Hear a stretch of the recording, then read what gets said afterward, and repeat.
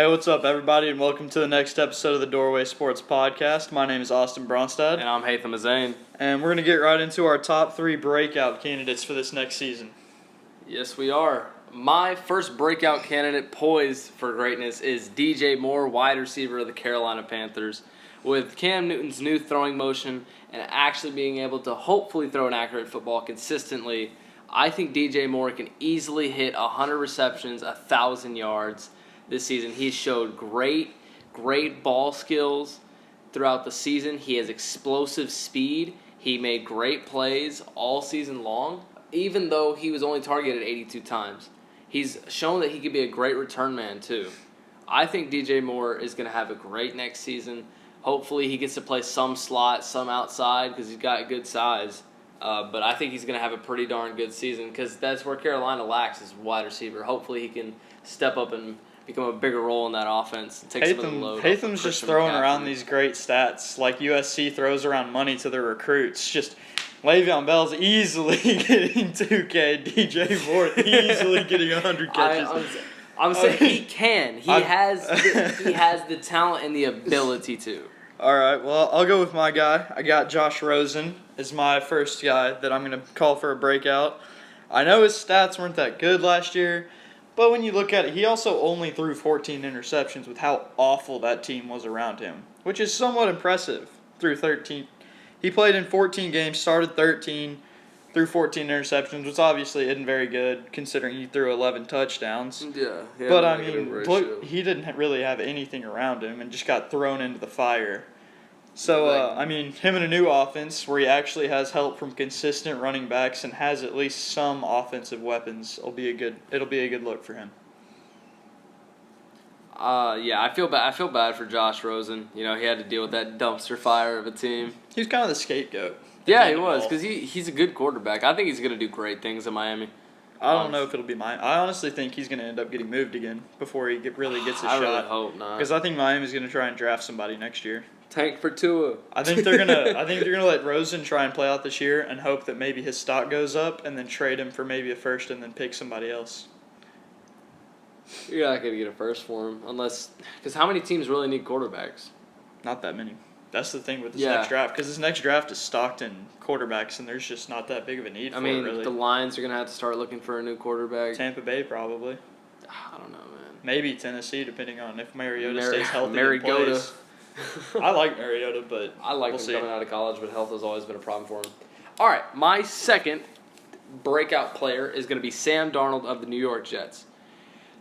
The Jets gave Sam Darnold a weapon, finally. Not Jermaine Kearse. Robbie Anderson. Frickin' Bell, who can't stay out of trouble. Well, yeah. Okay. Neither can Zeke. He still carries down. Oh, my God, dude, whatever. Robbie Anderson's not a top 5. That's not what we're talking about. We're talking about Sam Darnold of the New York Jets. Sam Darnold had a decent season last year. You know, he went 4-9 in the games that he started in. He had a 57% completion percentage. I think that can go up. He didn't have a great touchdown to interception ratio either. Well, that was his main problem in college, too, was he threw way too many interceptions. He was very careless with the football, and that's hard to transition from college to the NFL is turnovers. You know, typically quarterbacks who throw low turnovers in college will not throw a lot of interceptions in the pros. Jameis has the same problem.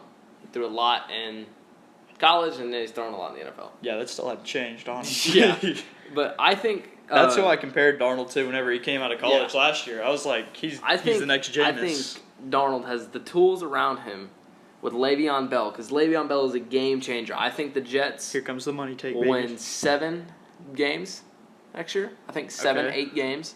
And I think Darnold, I almost said Rosen. I think Darnold will have a very good season next year. I'm thinking like 3,000 yards, maybe. I hope they lose just enough games that Adam Gase gets fired so he stands a fighting chance. Wow, yeah, I forgot that. I don't think Adam Gase is the right choice there. No, he's a weird guy. I really don't think he's a good coach, considering you see what happened with Miami. He's a good quarterback coach.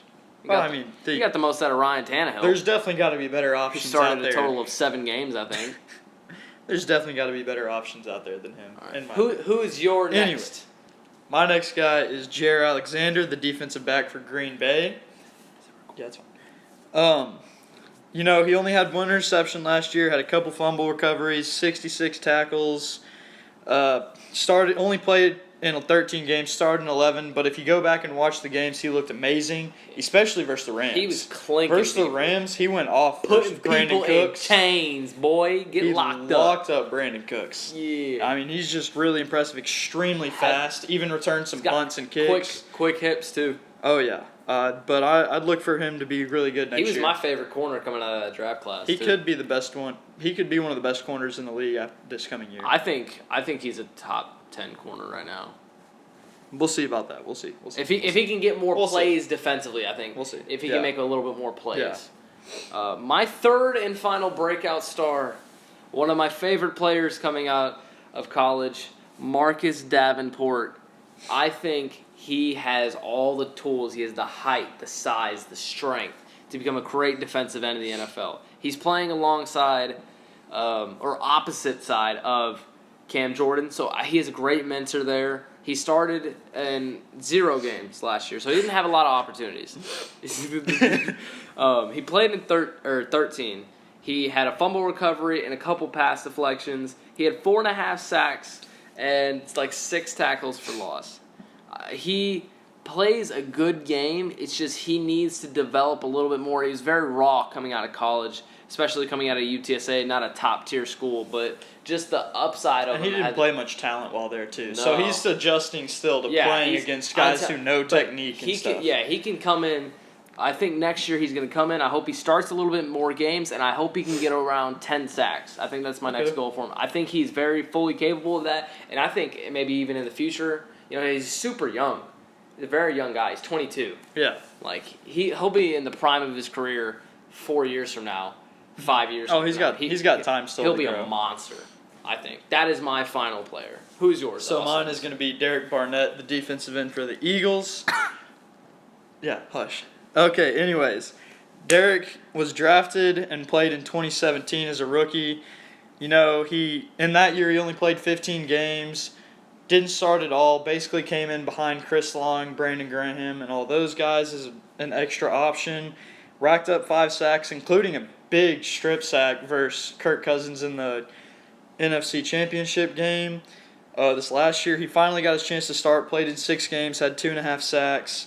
Didn't get as many opportunities as you might think just because of the starting number, because it was still a rotation, and he's still competing with guys like Michael Bennett and Chris Long, Brandon Graham, all trying to get reps at defensive end. Got 2.5 sacks through that, and then tore something in his shoulder, had surgery, and he should be coming back this next year after getting the chance to learn behind those same guys and finally get a chance to be a premier pass rusher on the defense. Yeah, Derek Barnett has the talent. He broke Reggie White's sack record at Tennessee, so he's kind of like Davenport, really. A little bit, yeah. Or Davenport's like him because technically Barnett's older. But Barnett's only 23 now. A couple honorable They're mentions. both still young. You want to throw a couple honorable mentions in there? I'm gonna throw in Mecole Hardman. Oh my gosh, I love Mecole Hardman. I think we talked about this earlier. I told him breakout candidates cannot be rookies. I'm telling you, bro. 70 receptions, 800 yards for that's not. Here comes that USC state of mind. No, Mecole Hardman's gonna break out. He's gonna have a great year next year. You're just really trying to make fans now. You're just trying to make friends now after you pissed everybody off. You're just trying to make shots at everybody. You just pissed everyone off in one episode, and you're like, well, gotta make some friends now. Well, I think that's all we got, really. We don't have a ton of time. We're both working men, trying to get ready to go back to college for me, and he's preparing to sell some insurance. If you want some insurance, hit up this man. Text everybody. Let me know. Let him know. Make sure to follow our social media. Yep, it's Doorway Sports on Instagram. Yep. And then you can subscribe on this channel. Yes, and don't forget to follow me and Austin also on Instagram. All right. But really, that's all we got. Thanks for listening. Y'all have a nice one.